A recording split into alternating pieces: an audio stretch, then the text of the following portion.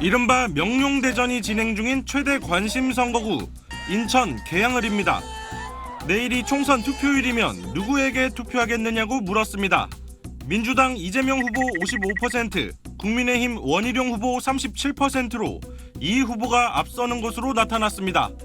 당선 가능성을 물었더니 이재명 59%, 원희룡 29%로 격차가 더 벌어졌습니다.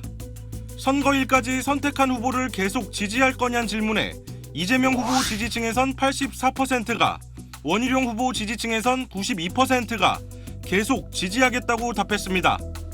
인천 계양을에서 비례정당 지지도는 더불어민주연합 29, 국민의미래 27, 조국혁신당 23%였고 이재명 후보 지지층의 41%가 조국혁신당을 지지하는 것으로 나타났습니다.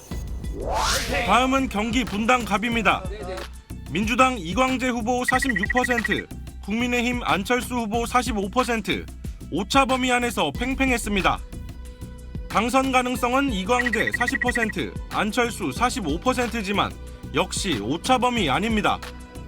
선거일까지 선택한 후보를 계속 지지할 것이냐는 질문에 이광재 후보 지지층에선 91%가, 안철수 후보 지지층에선 83%가 계속 지지하겠다고 답했습니다. 3자 구도가 형성된 경기 남부 반도체 벨트의 핵심 화성을입니다. 민주당 공영훈 후보 47%, 국민의힘 한정민 후보 18%, 개혁신당 이준석 후보 27%로 나타났습니다.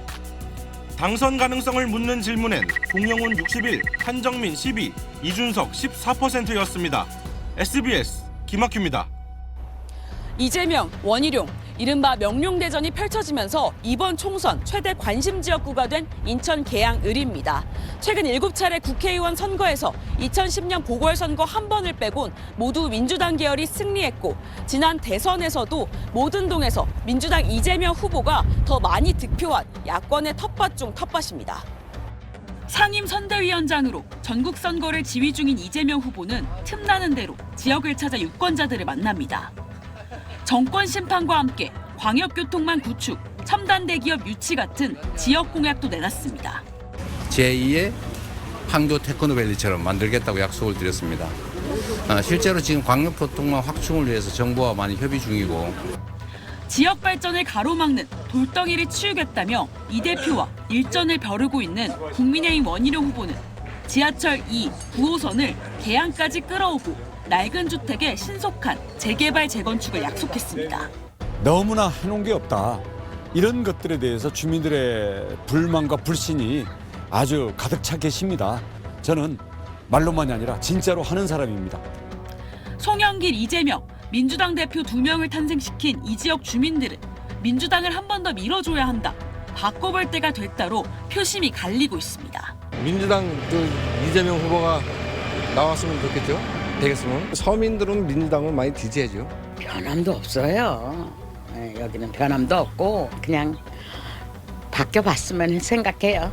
이번 총선을 앞두고 새로 편입된 이곳 작전서운동 표심이 선거 판세에 어떤 영향을 미칠지도 관심입니다. 중공업지역을 주거지역으로 좀 바꿔주셔서 여기 주거 개선이랑 환경 개선, 재개발이라든지 이런 부분을 좀 신경 써주셨으면. 인천 전체로 보면 지난 총선에서 민주당이 11석, 국민의힘 전신, 미래통합당 1석, 무소속 1석으로 민주당이 압승했는데 재작년 대선에선 이재명 후보가 1.86%포인트 차로 신승한 만큼 이번 총선 인천 표심에 관심이 쏠립니다. SBS 한소유입니다. 분당 북부 지역과 판교 신도시가 자리한 성남 분당갑 선거구입니다. 지난 2000년 분고 이래 보궐선거를 포함한 7차례 국회의원 선거에서 국민의힘 계열 정당이 6번 당선한 보수 강세 지역입니다. 판교 신도시를 빼고는 지은 지 30년 넘은 아파트 단지들이 많고 지난해 말 노후계획도시 정비 특별법 통과로 재건축 사업이 탄력을 받으면서 새 후보의 공약은 재건축에 초점이 맞춰졌습니다. 중대형 평수가 꽤 있거든요. 큰 집을 이제는 원하시지 않는 분도 있잖아요. 그러면 두 채로 쪼갰을 때 우리가 세제 혜택을 주는 방안을 우리가 연구를 해야 합니다. 분당 내 이주단지를 만들려고 계획을 하고 있고 10년 내 모든 재건축과 이주가 다 이제 완성이 되는 그런 도시로 만들겠다. 평균 연령 40세를 웃도는 판교 신도시 4개 동도 후보자들의 주요 전략지입니다. 2년 전 보궐선거에서 국민의힘에 더 많은 표를 줬지만 앞선 2번의 총선에선 민주당 손을 들어줘 표심 예측이 쉽지 않습니다. 젊은 학부모가 많아 자녀 교육과 교통 문제도 유권자들의 관심사입니다.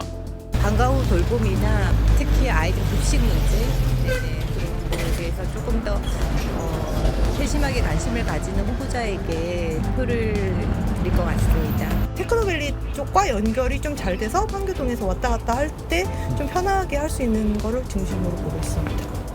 세 후보 모두 판교의 특목고와 영재학교 유치, 지하철 385선 연장 공약을 앞세워 3040 세대 표심을 노리고 있습니다. 옆 지역구 분당을에선 현역 재선 민주당 김병욱 의원과 분당갑에서 지역구로 옮겨 도전하는 김은혜 전 홍보수석이 맞대결합니다. SBS 박찬범입니다. 동탄 이신도시를 품고 있는 이곳 화성을은 민주당 계열이 내리 3선을 한 야권 강세 지역입니다. 이른바 반도체 벨트의 핵심으로도 불리는데 이번 총선에선 대기업 CEO와 연구원 출신 전직 여당 대표가 맞붙는 3자 구도가 만들어졌습니다. 현대차 사장 출신 민주당 공영훈 후보는 글로벌 기업을 이끈 경험을 토대로 반도체, 자동차 융합 클러스터 구축 등을 공약으로 내세웠습니다. 경제를 살리는 정치를 바꿔보겠다. 그런 의미에서 검증된 경영자가 정치에 진출하는 정치 신상품이다. 삼성전자 반도체 연구원 출신으로 10년간 동탄에 살고 있는 국민의힘 한정민 후보는 주민 불편을 해결할 적임자임을 강조합니다.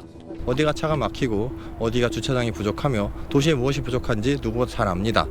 다들 세 분 다 반도체를 말씀하세요. 하지만 저보다 반도체를 잘 아시는 분은 없을 겁니다. 개혁신당 이준석 후보는 전국적 인지도를 무기로 동탄 현안을 중앙 정치 무대로 올려 해결하겠다는 포부를 밝혔습니다. 이준석이라는 정치인이 동탄에 출마를 결심한 뒤로 중앙 언론에서 동탄의 문제들을 다뤄주는 비율이 올라간 건 사실입니다. 그래서 지역 주민들이 그런 부분에 대해서 많은 기대와 관심을 가지고 있고요.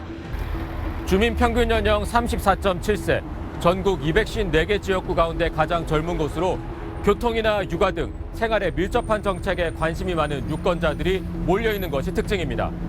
경부고속도로 지화된다고 했는데 지금 몇 년째 계속 늦춰지고 있거든요. 그래서 여기가 길 뚫리면 이제 공원으로 되면서 아기들 데리고 백화점 걸어가는 게 여기 엄마들이 조금 꿈이어서. 새 후보는 공통으로 교통수단 활성화와 특목고 유치 등 맞춤형 공약을 내놨습니다.